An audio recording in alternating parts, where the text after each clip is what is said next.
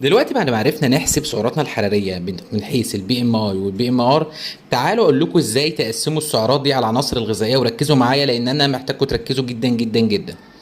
افترضوا ان الرقم بتاعكم طلع ان انت محتاج 2700 سعر علشان تحافظ على وزنك مش عشان تخس. يعني الرقم طلع معاك، هنفترض مثال 2700. تمام.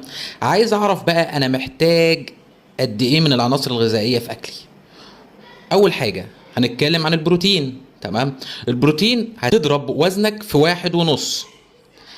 انا ضربت بده مثال. هتضرب مثلا 1.5 في 90،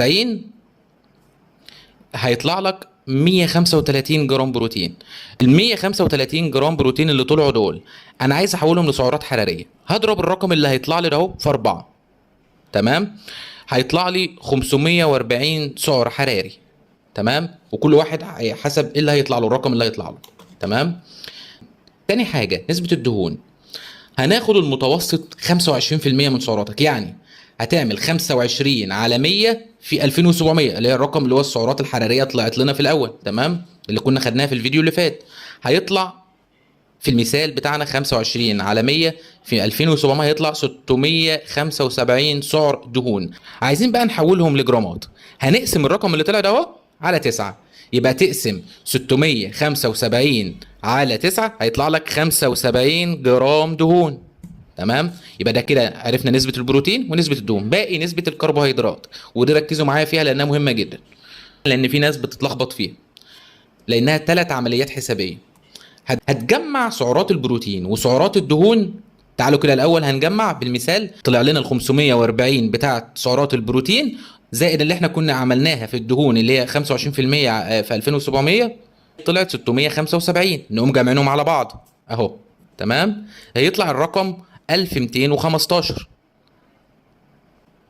ناخد الرقم ده ونطرحه من السعرات الحراريه اللي كنا عملناها في الفيديو اللي فات، اللي هي بتاعه اليوم الطبيعي بتاعنا، اللي هي 2700 ناقص 1215. الرقم اللي طلع ده اهو يطلع 1485.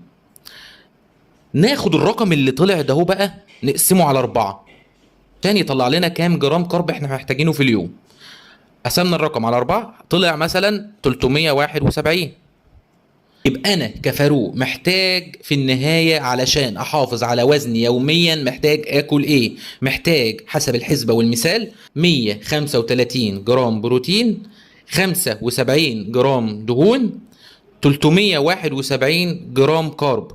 اللي انا قلته ده علشان احافظ على وزني. لكن لو انا عايز اخس لازم ابتدي اقلل في الكارب بتاعي.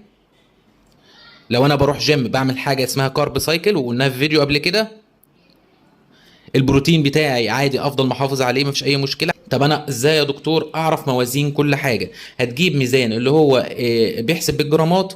هتتابع سعرات كل حاجه من على البرنامج، سهل قوي ممكن تنزله على موبايل اسمه ماي فيتنس بول. احط لكم صورته برضه على الشاشه.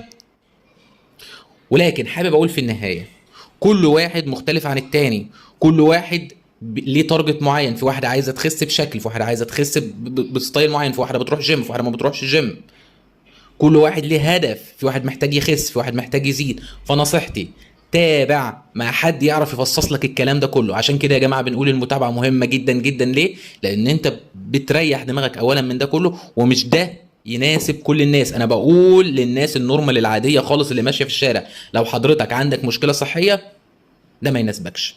ما يناسبنيش ليه؟ لان انت حضرتك لو عندك مشكله صحيه مسببه لك خمول غده درقيه، مسببه لك كبد دهني، مسببه لك نقرس، مسببه لك زياده في الكوليسترول، مسببه لك تكيسات مبايض، مسببه لك مقاومه انسولين، لازم ليك نظام معين.